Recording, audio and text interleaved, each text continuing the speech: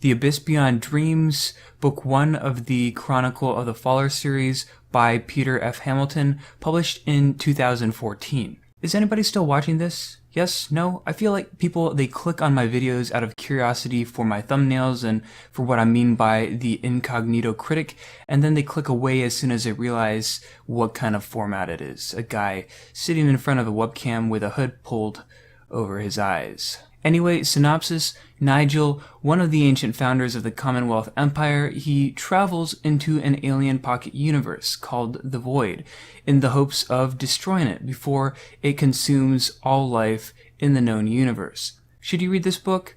Yes, I guess.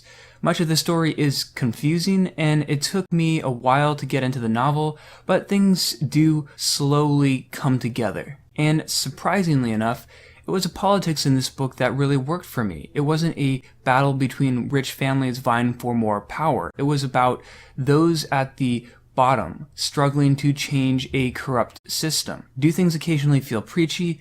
Yes. For example, Sylvester, he is a rather single-minded soldier, except for the majority of the book where he seems to forget the reason behind everything he's doing for some reason. But I could kind of tolerate that because he's not the only perspective. Another positive, it's inventive. Perspective, positive, inventive. Right, that rhyming thing was unintentional. Moving on. The Void, the Fallers, the ability to path other individuals and use excite.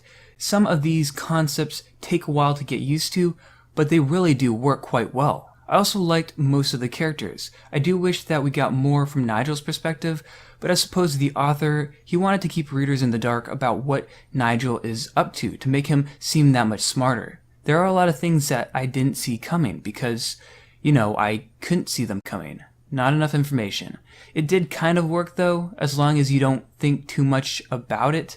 Nigel comes off as quite clever. Lara was likable enough, Sylvester was kinda likable, at least until the end when he suddenly isn't. Even Cassandra, who I found rather annoying in a couple sections, she was fine, if perhaps not that necessary to the story. Well, outside of, again, making Nigel seem like a genius. That's really her only purpose here. Cassandra represents us, the reader, that outside perspective looking on in wonder at what Nigel is able to accomplish, trying to guess at his plans. But, as I already mentioned, the story is confusing, especially for those, like myself, who are unfamiliar with Hamilton's Commonwealth universe. One of the biggest contributors to this confusion is the way it shifts perspectives. Some characters got far too much time on paper before cutting to someone else, and the story jumps around with its timeline with little to no warning. Seriously, I felt like this was several stories mashed together. It starts off with